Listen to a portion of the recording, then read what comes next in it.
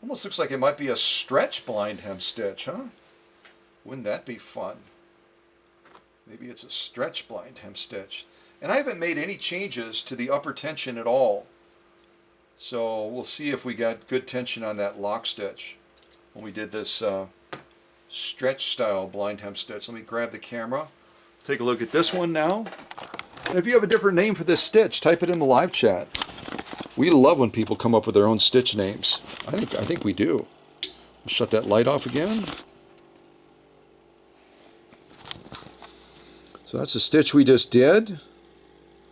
Gonna go across and check that out. Very, very nice. Wow.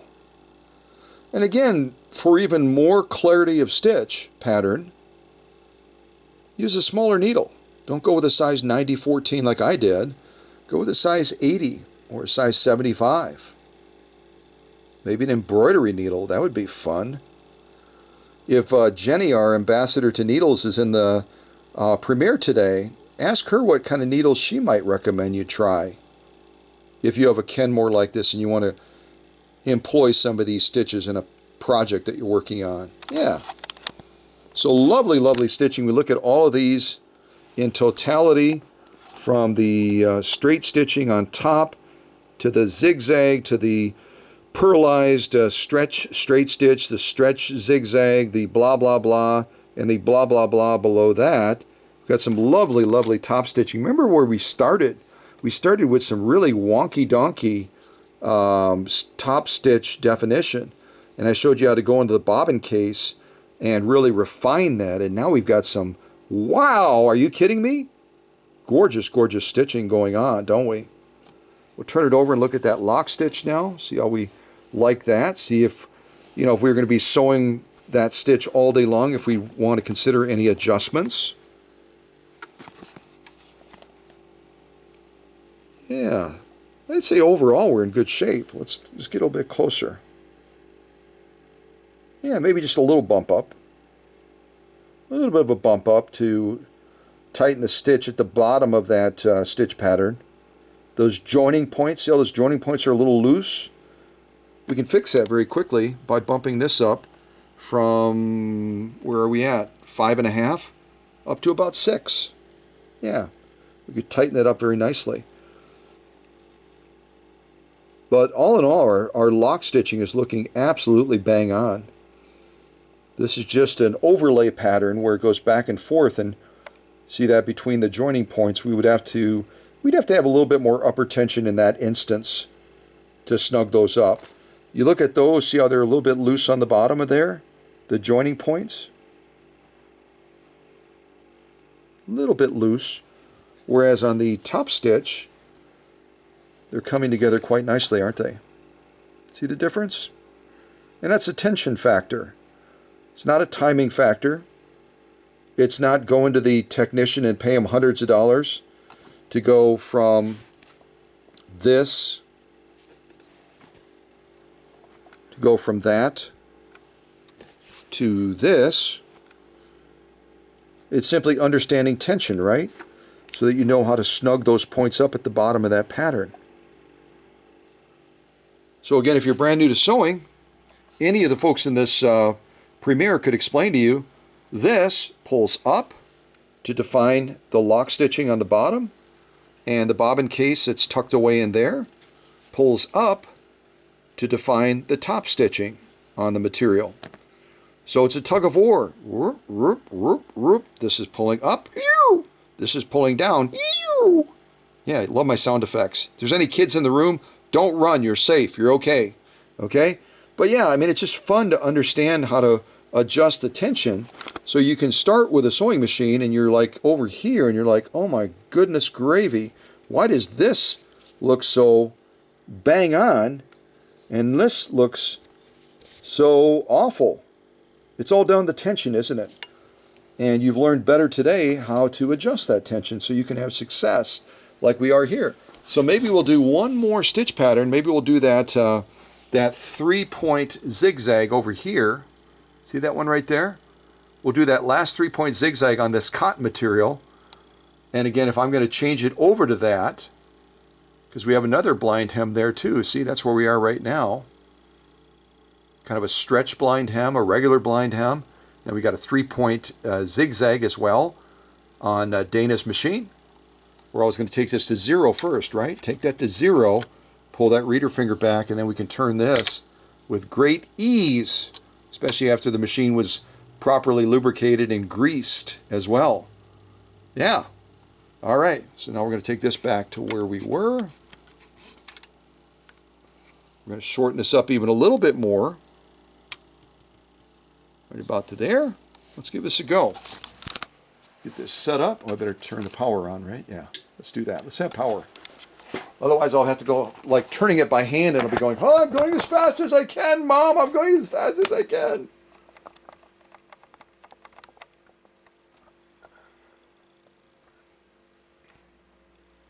Yeah, Kenmore, and again, this machine would have been made by Janome. Janome knows how to make machines, don't they? Yeah, they do. They do an excellent job in building highly sophisticated, well-stitching machines. They do. They do an excellent job. So I'm glad that when White gave up the ghost, stepped away from Sears in around 1958, that Sears decided to partner with Janome for the remaining time before they went out of business. Yeah, I think that was a good move. It's definitely a good move. All right, let's do our 3-point zigzag, and then we will. I'm going to make our upper tension adjustment just slightly, and we're going to move into some of these other materials. Give you a little bit of Japanese music first, however.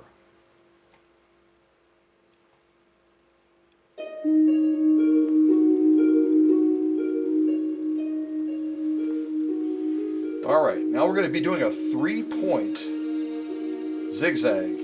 And you can't see it right now, but I'm taking my take-up arm all the way to the highest position. It was way, way down low. You don't want to launch that way. This, again, if you're new to sewing,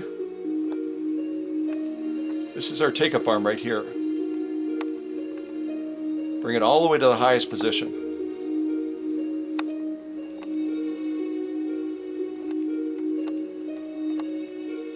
All right, let's do this 3-point zigzag now.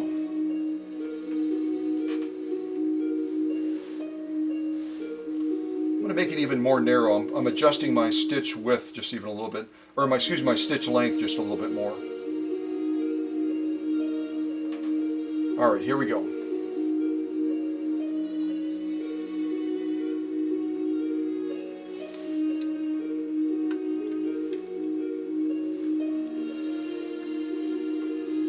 Three-point zigzag. Here we go.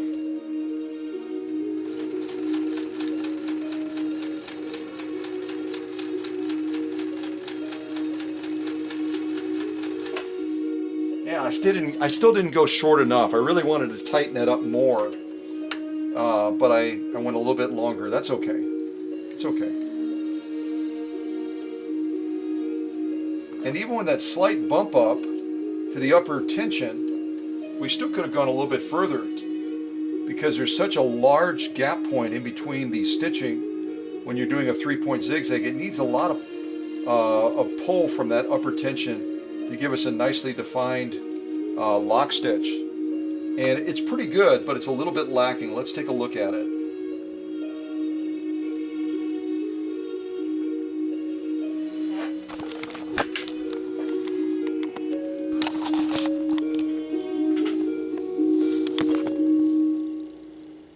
All right, this is the one we just did.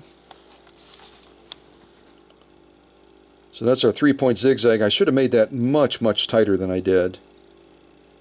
Much, much tighter. As far as stitch length is what I'm referring to. Also stitch width, I could have brought it down quite a ways as well.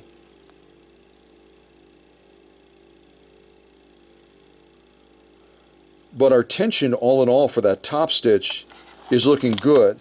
I didn't do as well with the lock stitch. If you turn it over, look at that lock stitch now. You can see the previous one we were a little bit loose. I talked about bumping it up for that stitch above. And now when we did this 3-point zigzag, we were also lacking on that upper tension pull. So we did the stitching, no skip stitching, but the clarity of the stitch could be improved by increasing our upper tension as we stretch a stitch out like this through this pattern. We need a little bit more power pulling it up, because remember that needle is coming down through the material and then it's having to sweep all the way back up in the sewing process. So we need a little bit more pull. We didn't quite nail that one, did we? These other ones, we pulled it off. We kind of snuck through the radar. We did okay on that. But as we got into some of these specialty stitches, like this one above, this stretch blind hem, if it is, and then also this 3-point zigzag, we did not have enough upper tension pulling up. We needed to probably go from 6 maybe over to 7, maybe 7.5, if we were going to be sewing that all day long. But some really good looking stitching all in all on this 100% cotton, both with the top stitching and then also the lock stitching as well. And it's just a matter of refining that tension. Once you settle into using a certain type of material, you'll figure out what that sweet spot is, so you can execute stitching of this caliber every single time, because you'll be familiar with it, right? It's not like in a live stream or a premiere like this where I'm jumping from sew off to sew off very rapidly using a set needle and using a set type of thread. When you're working on projects, you're able to change things out to get the results that you want. Here we've got to go through a little bit more like fast food than fine dining, right? The fine dining process is the work I do on the machines off camera. That's the fine dining. The fast food is going through these premieres and live streams and being able to demonstrate the machines and give you a sense of their greatness.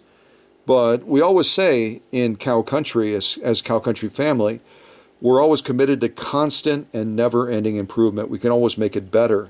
Always make it better. No matter how good it might be, you can always make it better. All right, let's move on to some more sew-offs. These are all the sew-offs that I had prepared. I've got satin, I've got denim, I've got leather, I've got blah, blah, blah, blah, blah. I even grabbed out some of this fun 100% polyester see-through stuff. You can see my finger behind there. So we'll probably do some of that as well. So let's get into this before I run out of time on my camera. Yeah, that's why I like live streams, is I can blah, blah, blah as much as I want. And I don't have to be concerned about running out of time. All right, I'm going to take a little bit of a quick little break. Drink some soda, give you a little bit more Japanese music. You're going to have these songs memorized. Aha!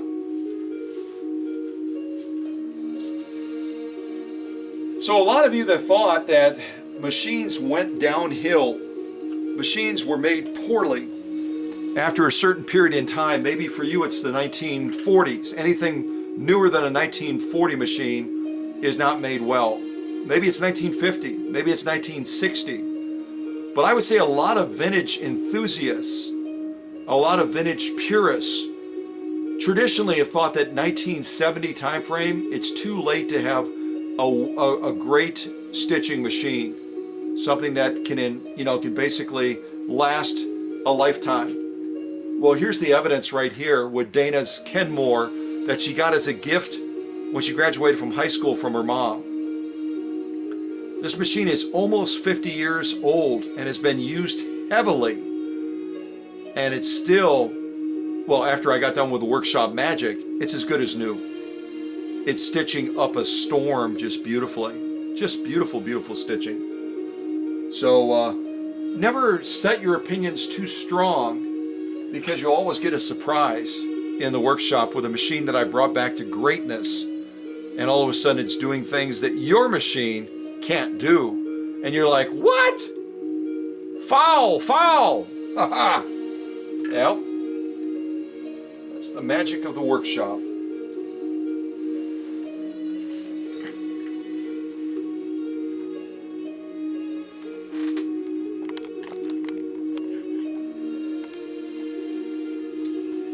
Okay, so we got a nice wide shot of the machine right now. What I'm going to do is we've got a 3-point zigzag set up. I'm going to take our stitch width down to 0, And I'm going to adjust this back so that we're set in the mode of doing a straight stitch or a zigzag with that little orange dot. If we're doing a straight or a zigzag on this Kenmore, we want to have it set like this. And then we have to look at the stitch width and say, okay, I'm going to do a zigzag. Let's do about 4 is the max. Let's do about 3. And then if we want to offset that, so there's balance, let's do about 8. So 3 and 8. This could be our stitch length. It's going to be our stitch width. And again, we're not going to worry about this one unless we're in a straight stitch mode, which we're not right now because we adjusted this. And then we can use this for needle position, or you can use it for buttonholes otherwise, okay? So let's do this. Let's lay down a zigzag. We're going to do it on this fun 100% polyester see-through stuff. See what I'm talking about? You can see stuff on the other side of it because it's kind of translucent, isn't it? We'll check this out. We'll do 3 layers of that, and then we'll jump into some of these other materials as well on Danna's really cool Kenmore from the 1970s. I think we determined around 1977, right?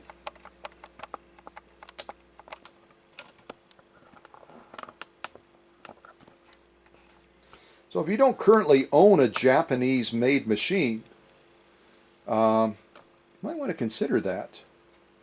And I would, knowing how well Janome does in building machines, if you're looking at a Kenmore specifically, I would recommend you look at a Kenmore that would be older than 1958. And again, if you go to the Kenmore archive site, you can look up the serial numbers and figure out what model that might be, and then pick out that machine so you can enjoy it, right? Now, if you pick up some of this ribbon material like I did at the Dollar Tree, just be careful, because on the edges there's a metal wire running through them. So if you're stitching, don't stitch too close to the edge so your needle hits that metal wire, or you'll be replacing your needle probably, right? All right, so let's see if we can go through this 100% polyester, 3 layers of this.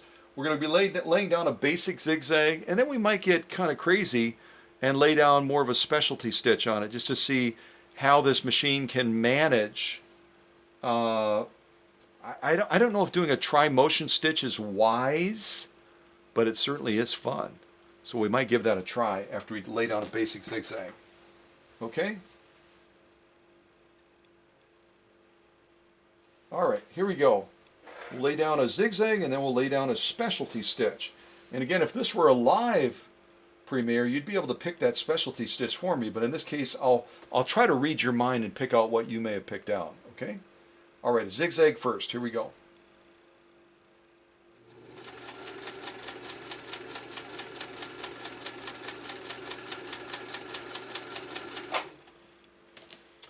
All right, that's our zigzag. Now we'll do a specialty stitch next to it, and we will take a look at them.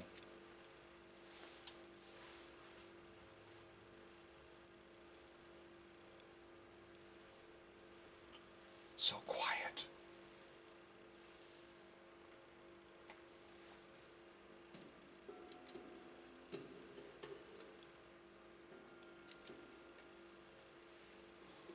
All right. That's our zigzag. Now we'll see if we can throw a specialty stitch down on it.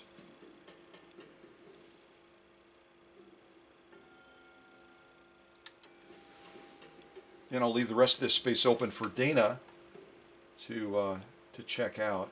And again, since we're going to be doing a specialty stitch that has tri-motion, I've got to offset the material just a little bit, don't I?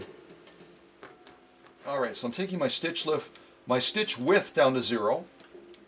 And now I'm going to see if I can lay down a specialty stitch on this. I think I'll go with that fun rickrack type stitch. Not sure if I'm getting the right term, probably not. All right, let's see if we can check this one out.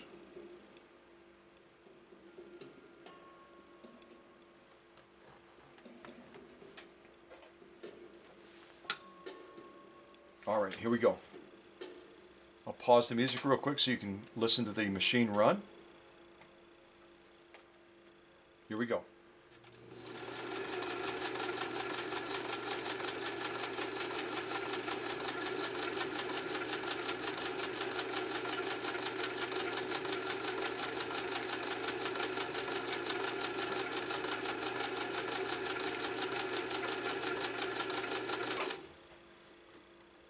Cool. This is such an utterly sheer material.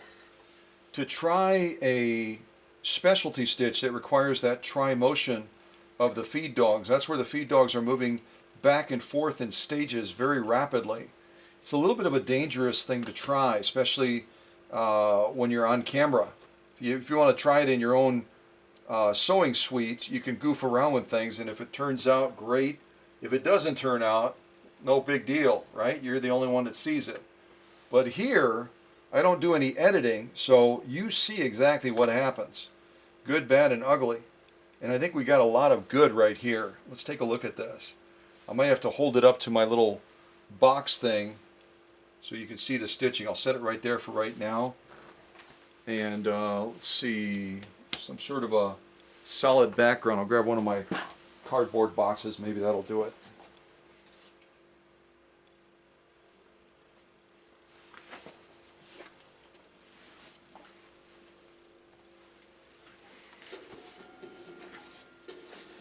All right, put it like this, grab the camera.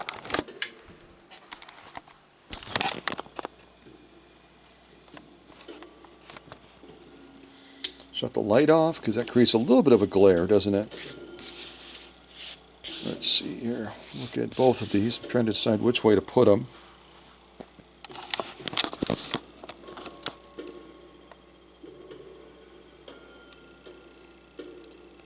Unbelievable. We're dealing with a 90-14 universal needle, folks, and we're getting some incredible stitch clarity, especially on such an utterly sheer 100% polyester ribbon material. If you don't think that that's a spectacular stitch, then you probably need an eye appointment somewhere. Really quite exceptional. And we could get a better result if we had a smaller needle again, and maybe a specialty thread. Maybe a specialty thread would help as well. But all in all, some beautiful, beautiful stitching by Danna's Kenmore on this incredibly thin, paper thin, 100% polyester. Let's turn over and look at that lock stitch. And yes, I did a slight little bump up. Did a slight little bump up, not much, just a little. Hopefully that helped us out in this instance. This is our lock stitching.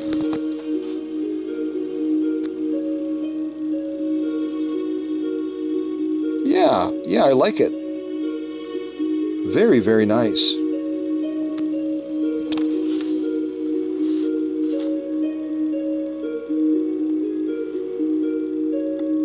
Beautiful, beautiful stitching. This is a tough material to sew. This 100% polyester ribbon material, very sheer. And the fact that we did this second stitch, it's a tri-motion stitch, we manipulated these 3 layers of this very sheer 100% polyester ribbon material with those feed dogs jerking it back and forth very rapidly, and yet we maintained a clarity of stitch like that. This is our lock stitch again. It's really quite impressive. Yeah, this is a fun material to sew, and you probably can't see it on camera, but it's got like a glitter thing going on as well. It's got like a glitter thing going, so it's really quite a lovely, lovely look. Who knows, maybe you could use this at Christmas time to stitch one of your child's name or grandchild's name into the ribbon and then put it on their present, right? Or even just to decorate it if your machine can't do lettering and stuff like that. It's quite amazing. Quite a lovely, lovely sew-off. All right, let's throw this to the back. Really a great outcome on this, and I'm impressed. This Kenmore did such a spectacular job on this decorative type pattern that was, tri-motion, manipulating it very rapidly. Lovely, lovely job. Let's put it back by our sew-off with the cotton, and let's move on to some other sewing on this great Kenmore machine.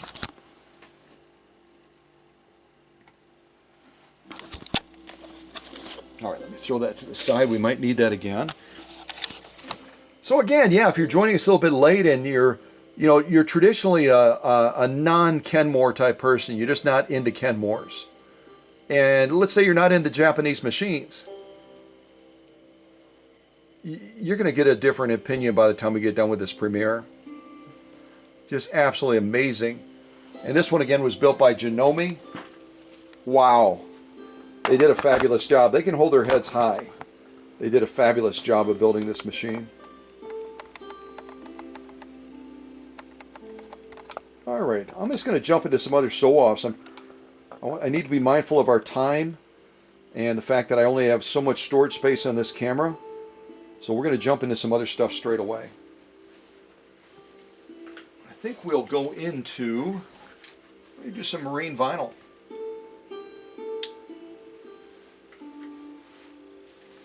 I think we'll do some marine vinyl. I think we'll do maybe a straight stitch and a zigzag on that.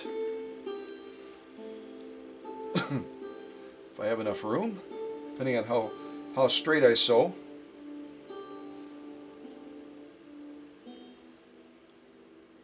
Alright, put that right about there.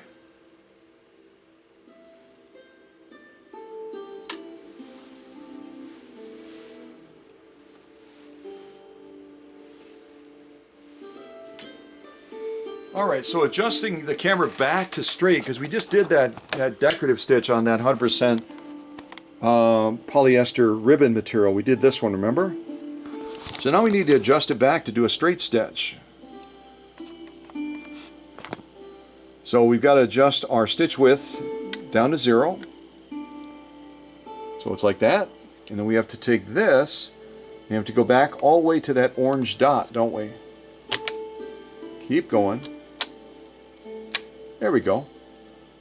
So now we're all set up for a straight stitch because we have this stitch width set on the default for straight stitching, that little orange dot. Now we have to decide how long of a stitch we want to do. So we've done a lot of long stitches. Why don't we try like around, we'll do 8 stitches per inch. Yeah, approximately 8 stitches per inch. So we'll do a straight stitch and then I'll go back and I'll adjust this so we can do a zigzag, and we'll see how we do on this marine vinyl. Marine vinyl can be a little bit tricky, so hopefully we can pull it off with this great Kenmore from 1977.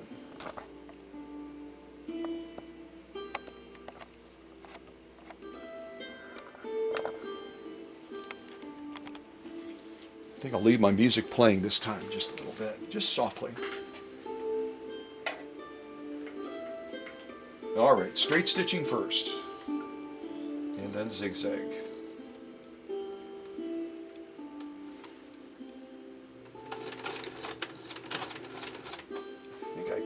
I caught my thread underneath. Yikes.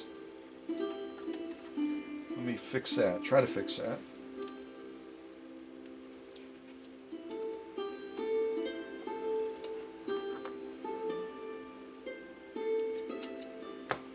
Hold on a second.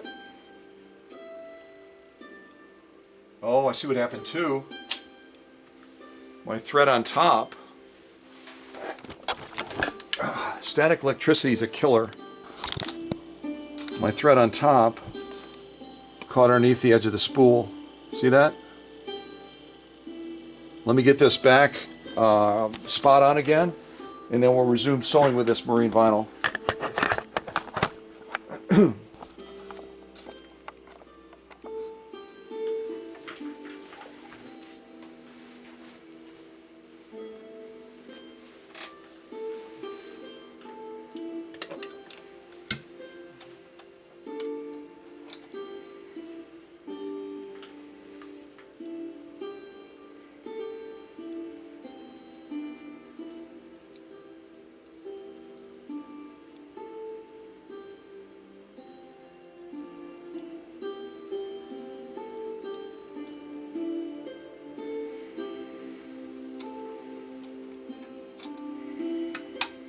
And when that thread doesn't feed on top, it can throw all kinds of stuff out of whack.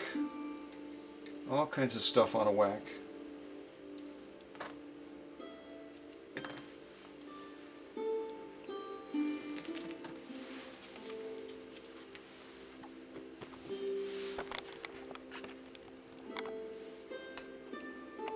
Oops, wrong way.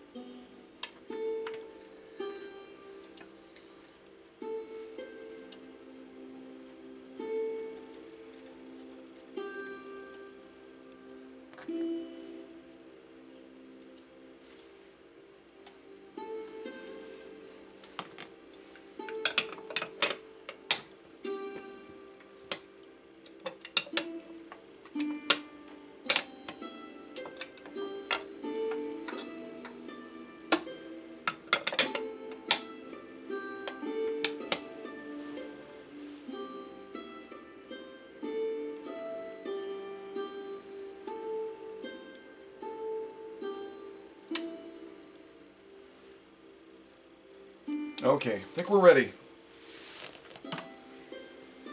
We get the camera adjusted back down to the presser foot again.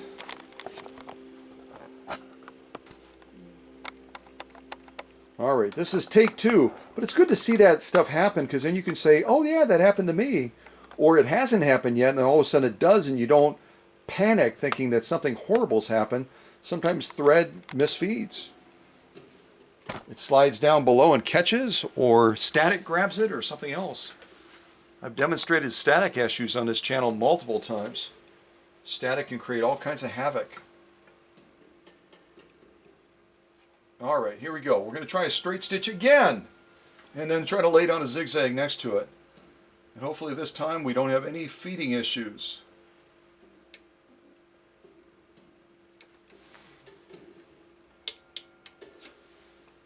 All right, here we go.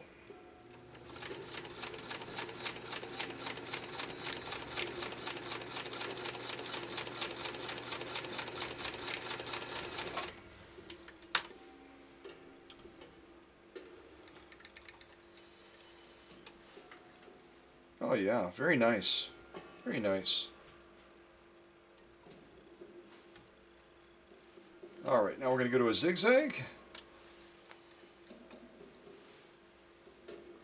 Yeah, I'm feeling the static. I may add a little bit of moisture to the air real quick. Just a little bit of moisture in the air near the machine so that the thread can pick it up. Okay, get that in place. There's my spray bottle.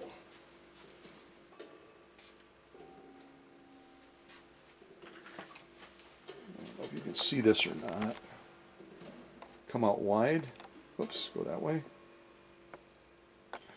Come out wide.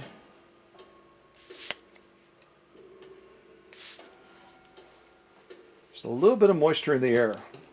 Should help.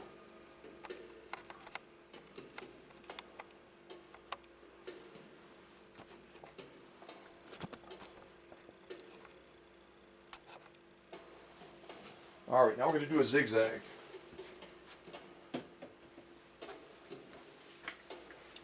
So off camera, what I'm doing real quick is just taking that stitch width adjuster that's on the orange dot right now for straight stitching, and I'm taking it over to a zigzag. I'm going to go right around 3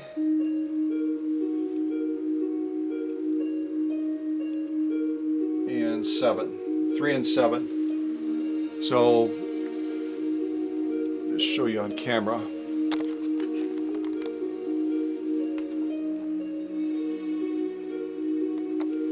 So what I did real quick is on the stitch width over here, I took it over to 3. Originally we were on the orange dot for straight stitching, and then I adjusted our stitch length down here from right around 6 to 7.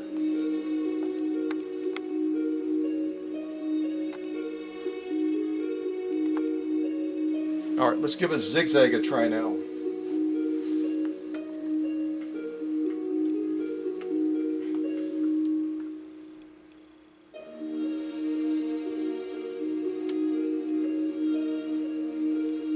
All right, here we go.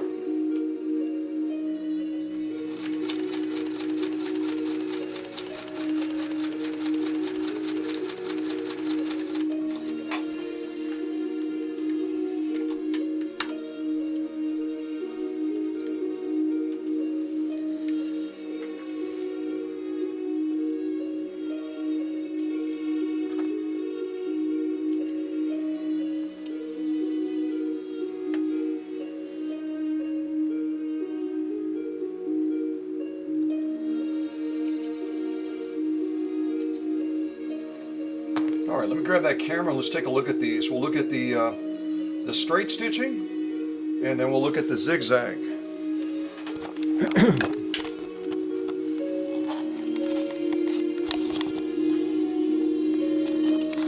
Let's shut our light off again. We don't get as much of that glare on there. Wow. Let me come in a little bit closer. Absolutely gorgeous. Wow.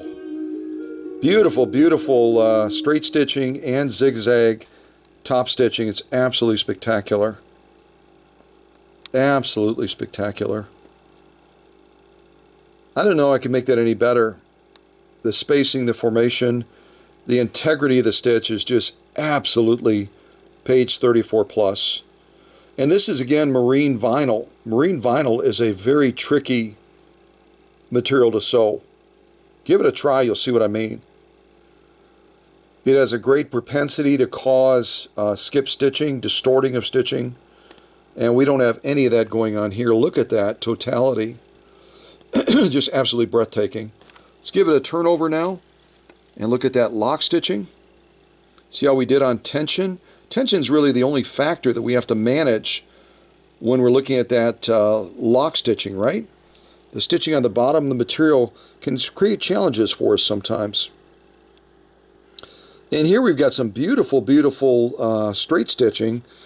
But if we look at the zigzag very, very carefully, we can see that we're almost a little bit weak on the tension, just a smidge weak on the tension for that that zigzag stitch. Whenever you're doing a stitch with needle movement, it's going to create additional challenges. It's going to create additional challenges because there's those gap points between where the needle is passing through. There's nothing to support that stitch formation other than the tension in between the strike points of the needle. It's basically like a bridge. The tension is the support. And we've done a really, really good job of maintaining it. But if we were being super critical of that zigzag, we would say it's definitely page 34. But if we want to make it even better, which we always do, then we would go ahead and bump up that upper tension and just a tiny, tiny little bit. Just a little bit. But all in all, wow. Wow. Amazing, amazing stitching. Marine vinyl is very, very tricky. Very tricky. See how it's hard to see that once I take my hand away from cupping the camera. But yeah, beautiful, beautiful stitching on this marine vinyl. I'm going to go ahead and throw that into the pile with our 100% cotton and our 100% polyester ribbon material that we laid down a decorative tri-motion stitch on. That's one for the record books, folks.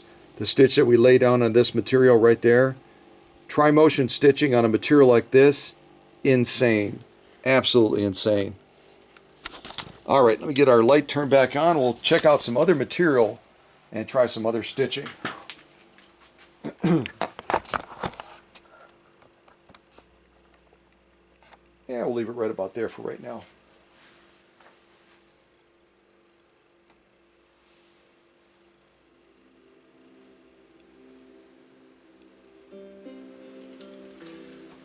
All right, so we're set on a zigzag right now. Let's move into something else. Yeah, this is a fun material. This is also, believe it or not, these two materials are made from the same 100% polyester. It's just the way they process them. They can make them look totally different. This is made to look like fleece, but it's 100% polyester. This is made to look like a ribbon sheer material, and it's 100% polyester. So now we're going to try this 100% polyester, and we'll see if we can lay down some fun stitching on that as well. Maybe a 3-point zigzag. Yeah, maybe a 3-point zigzag on that would be fun.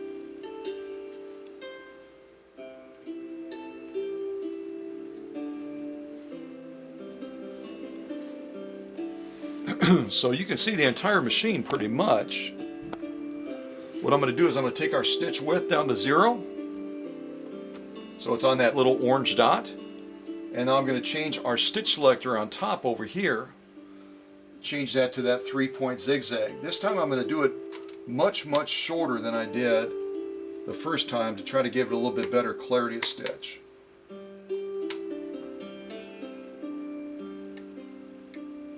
There we go. So now I'm going to go to our stitch width. I've set our stitch on the 3-point zigzag. Now to go to our stitch width, I'm going to bring it down to about 3. And then I'm going to take our stitch length and bring it down to about between 10 to 12. Right around 10, I think. Let's give this a go. See how we do with this one. I'll zoom in on the sew off. And we can check this out on this 100% polyester. Made to look like fleece material. Made to look like fleece.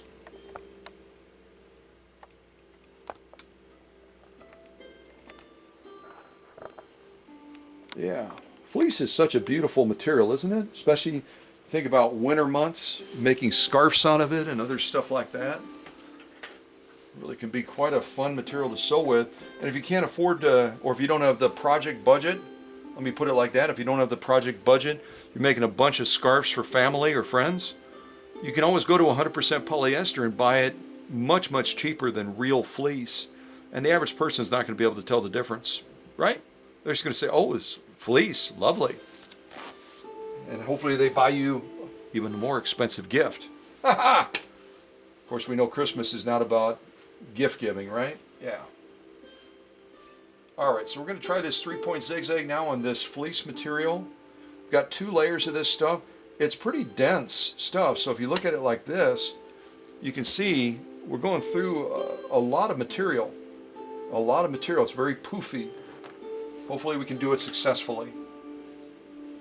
I'm also going to make a slight adjustment to our presser foot pressure. Just lighten it up just a tiny little bit so it can move more easily without bunching. And let's give this a go. Alright, here we go.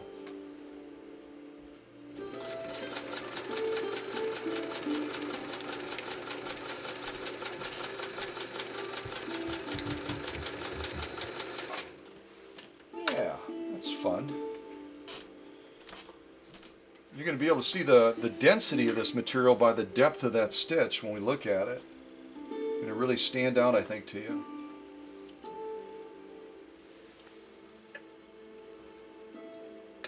And a 3-point zigzag is not a tri-motion stitch, but you're looking at a lot of needle movement going through a material like this. It can be a little bit tricky. It can be just a little bit tricky. I think we'll lay down one more stitch next to it because it's such a pretty material. Sewing on a fleece type material. I'm going to off camera, I'm taking my stitch width down to 0. You can actually see the needle moving as I do that. And now I'm going to lay down, let's see here, maybe we'll lay down that that catacomb type stitch. That'd be a fun one to lay on this maybe.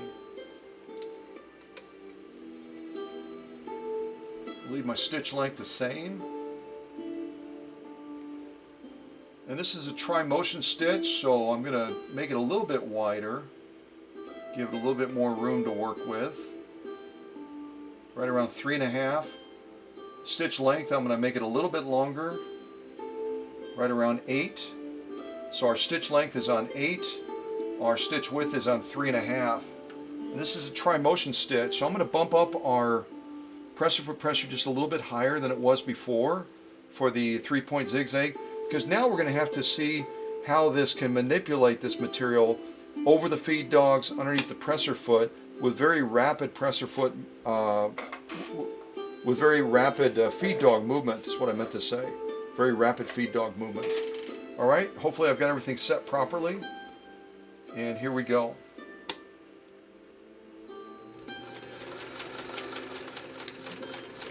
Nice and slow, nice and slow.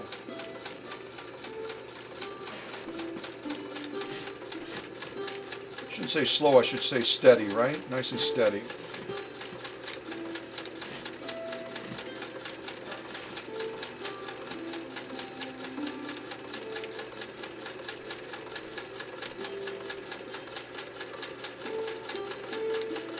Almost sewing off the material there.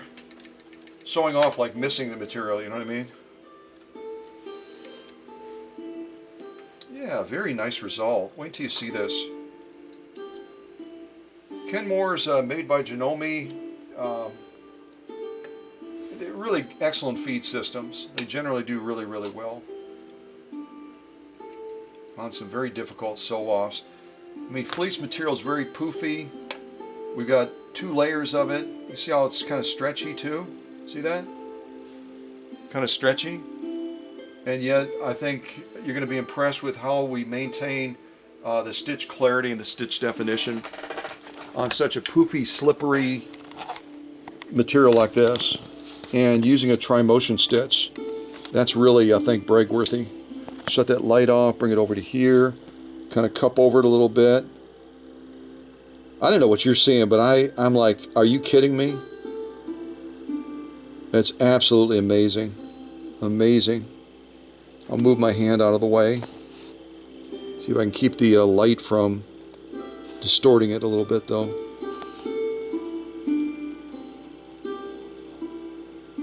That is gorgeous. Isn't that gorgeous?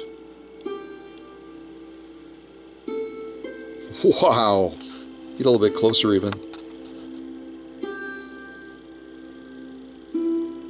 You see the depth? It gives you an idea of the density and the poofiness of this fake fleece material. And yet the stitch integrity, look at the stitch integrity. That is break-worthy. That is absolutely break-worthy. Unbelievable. Let's give that a turn over. We'll look at the other side now. The lock stitch.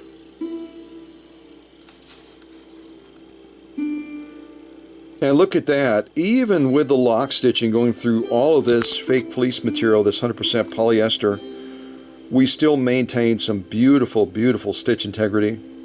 Even sewing with this bigger needle, we got some great results, some amazing results. Very, very tricky material to sew on.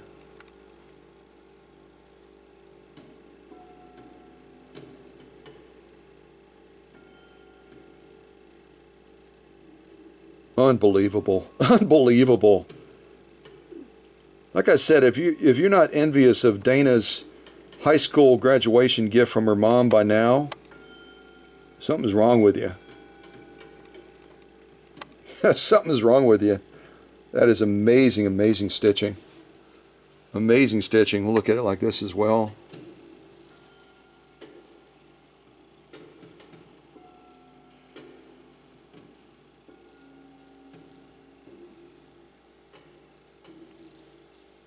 Flip it around.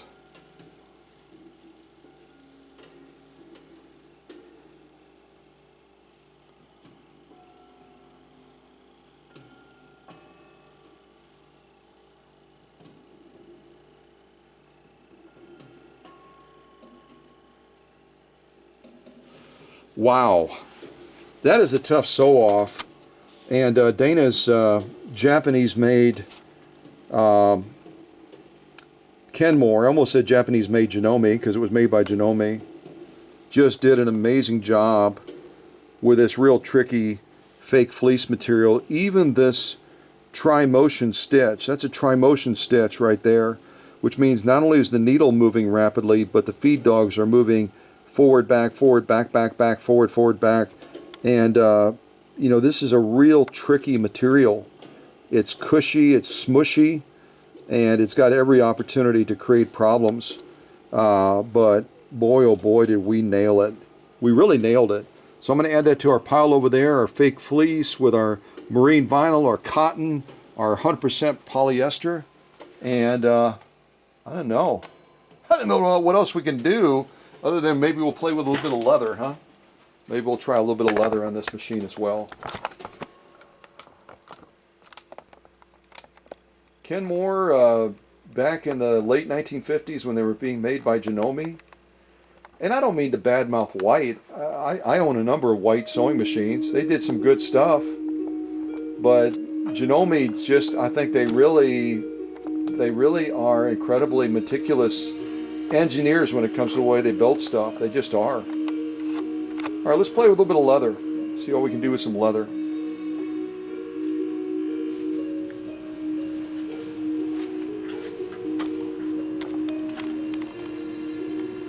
I just realized I didn't cut any Amazon Prime packing parchment paper. I need to do that. So 100% cowhide. See if we can do some 100% cowhide now. Decide what stitch we're going to lay down on this. We do not have the benefit of a leather needle, but we're going to try to get it done anyway. I'm going to try to do a blind hem stitch on this, or you know what? Maybe a 3-point zigzag. Let's try a 3-point zigzag, and that's a call from Colorado. Call from Colorado, which I'm going to not answer right now. All right, how about a 3-point zigzag on this 100% cowhide? Let's try that.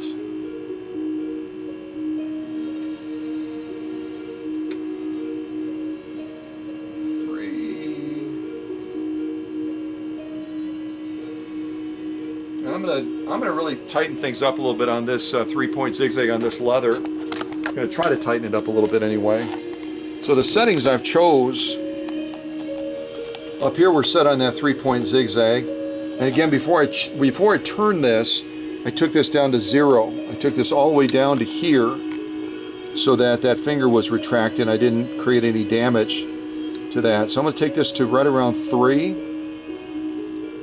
And then here, I'm going to take it all the way down to 12. Just to see what we get, you know? See what we get. See how that stitch presents. And again, this is 100% cowhide. You look at it from the side, you're looking at probably about 3 to 4 ounces of leather. So it's the real deal. Let's see how this Kenmore handles that. And the belt system on this Kenmore, when I tore it apart, the belt system on these Kenmores, on this Kenmore at least, is a cog-style belt. A cog-style belt means it's not a smooth V-style belt. It's a cog-style belt with little teeth that match up with the balance wheel, so we tend to get better launch. It's not quite positive traction like gear to gear, but it's about as close as you can get without being gear to gear. So we're going to try this 3-point zigzag on this cowhide, and yeah, and then we'll see if we're going to lay something next to it maybe. Maybe I just won't do Amazon Prime packing parchment paper on the Kenmore, huh? You guys will be bummed out if I don't, though. I know you will. All right, let's give this a go. 100% cowhide, 3-point zigzag. We'll see how we do. All right, here we go.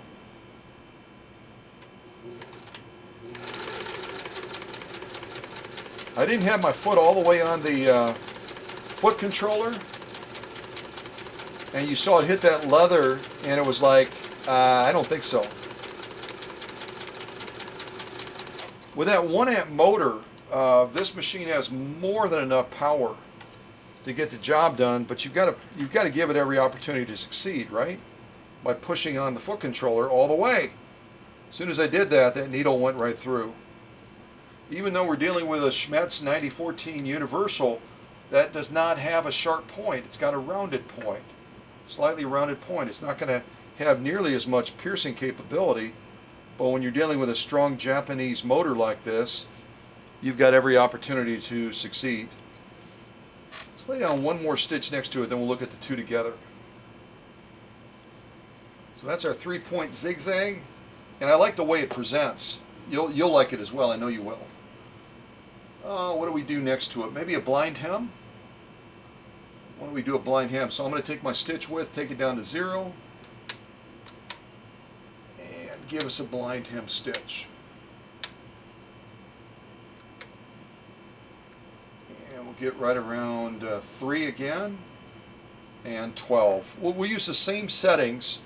We're going to use the same settings on the blind hem stitch that we're going to lay down next to this 3-point zigzag, and just see what we think of it. It really becomes a personal choice, doesn't it? When it comes to stitch length, stitch width, you might choose something entirely different. All right, let's see if I can give it a little bit more gas this time and not have that hesitancy as that needle is trying to make its way through this thick, genuine cowhide. All right, here we go.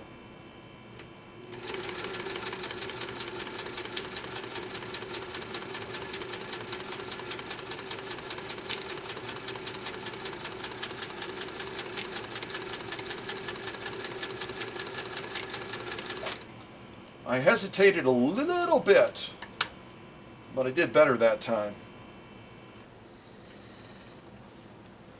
And you can see this is definitely going to be a stretch blind hem stitch. It's a stretch blind hem stitch. You see all the dot dot dot between each of the peak points. This is a great stitch if you want to be able to have stretch capabilities with that stitch.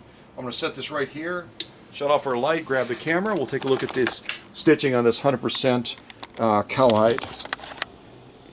I think you're going to be amazed. I know I am just looking at it. Absolutely spectacular.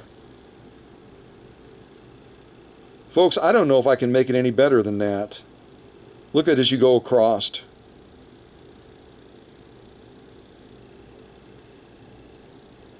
If you're selling a product, a leather product, and you lay down stitching like this, you're going to be out of stock. You're going to be out of stock because people look at that stitch quality and they just start drooling. They just start drooling saying, oh my goodness gravy, I want that. I want it. I don't care what your price is. I'll pay you your price.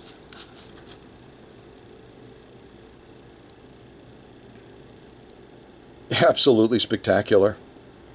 Absolutely amazing. I got to go by again. I'm getting kind of intoxicated by looking at this stitching.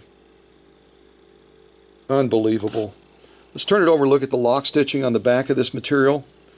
Did we have the right tension balance for sewing this leather? Did we do it? Did we nail it? The answer is yes, we did. Got to get that little glare out of the way. Let me move this over further.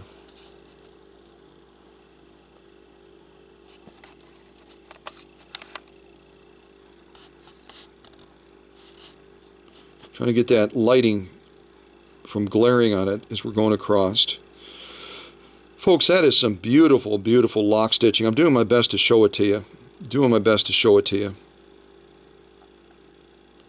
You can see with the nap of that leather, it kind of eats it up a little bit, but maybe I'll find a different angle to show it to you even better.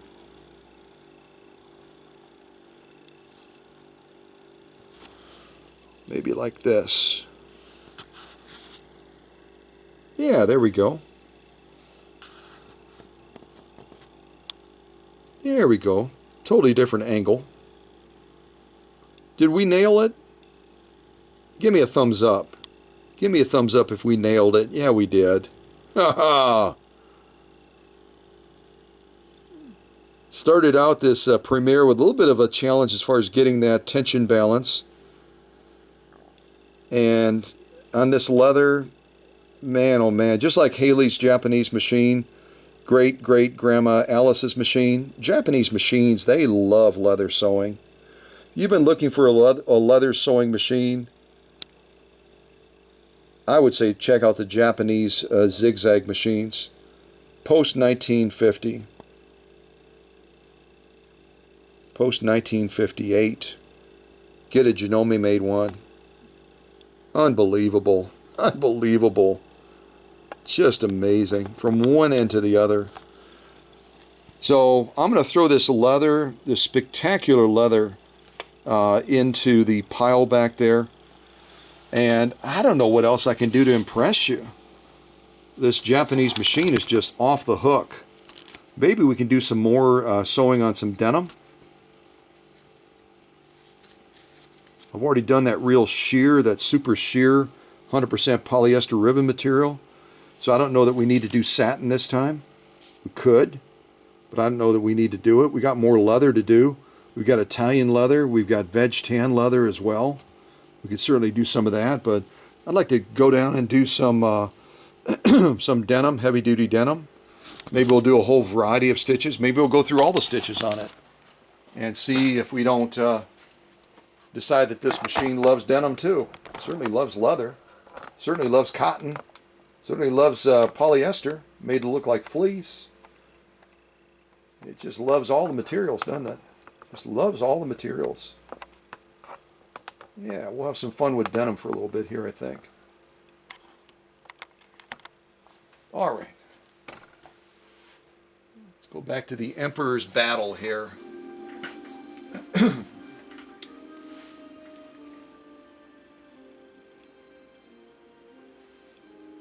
2 layers of denim. I usually go for 6 just to really go like, hey, look at that. I could do 4. Yeah, we'll do a fewer number of stitches and we'll just do 4 layers. That works for me.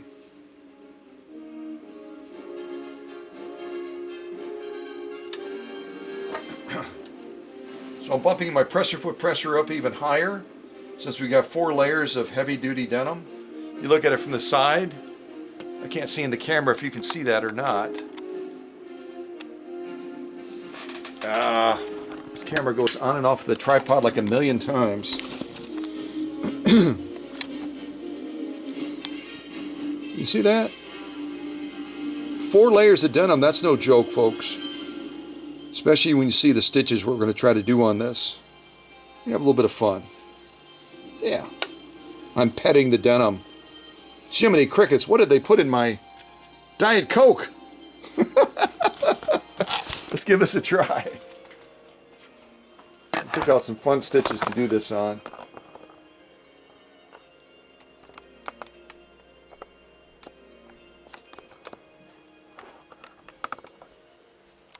All right, 4 layers of 100% heavy-duty denim. I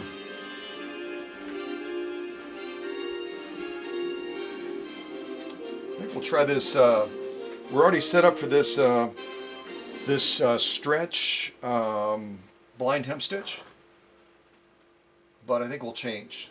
I think we'll change that. Take us down to 0. I think we'll start out with a 3-point zigzag, and then we'll launch into some other stuff. 3-point zigzag. My settings are 3 on the width, 12 on the length. 3 on the width, 12 on the length. Let's do this 3-point zigzag, and then we'll launch into some of these other stitches on these 4 layers of heavy grade denim.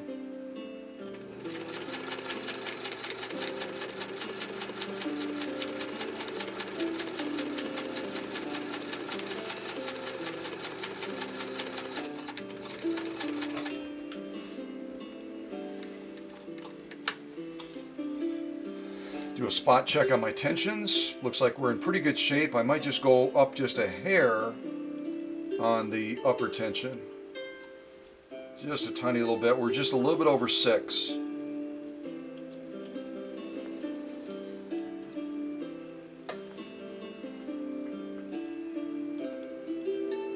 All right, let's lay down something else fun next to this 3-point zigzag.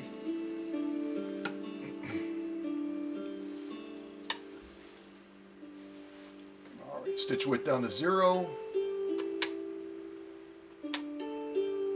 I think we'll do the catacomb one. Do the catacomb stitch now, which is a tri-motion stitch. So you're going to be seeing those feed dogs manipulating this denim to try to execute that stitch. This may be a little bit tricky because it's a very intricate stitch, and we're going through this many layers of denim. Hopefully we don't have any issues with that, but we'll give it a try. All right, here we go. I'm going to slow us down a little bit to give it a little bit more time to execute that tri-motion. You hear that machine working.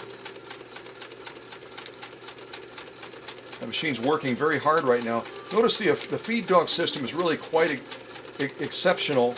I'm not even guiding the material, and we're staying pretty much on course.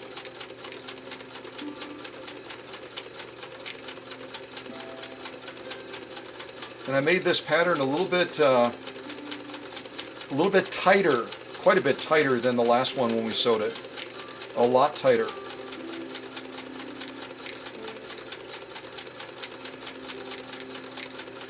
Keeping an eye on my thread feed.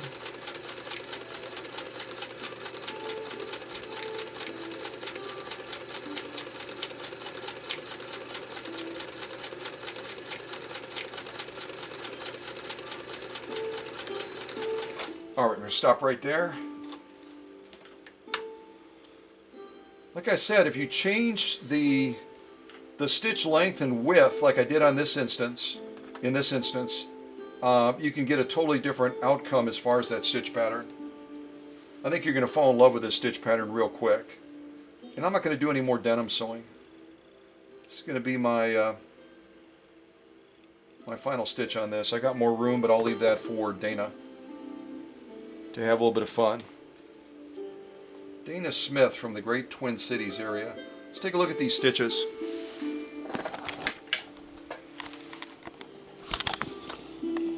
Oops, and we are running out of time, folks. This could be my last sew off because I don't have any time left. My camera ran out. Check out these stitches on this denim.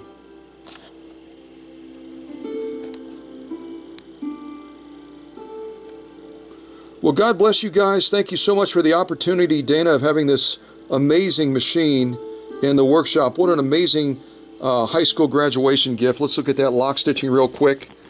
Come on, come on, come on. My hands are getting anxious. Here's our lock stitching as well. Thank you to the leadership team for taking such good care of the family. And we'll see you soon, hopefully at another live stream or premiere. Just amazing stitching by this Japanese Janome-made Kenmore. Amazing, amazing, amazing. Spectacular machine, and I'm probably going to run out of time. But denim, polyester, all kinds of cotton,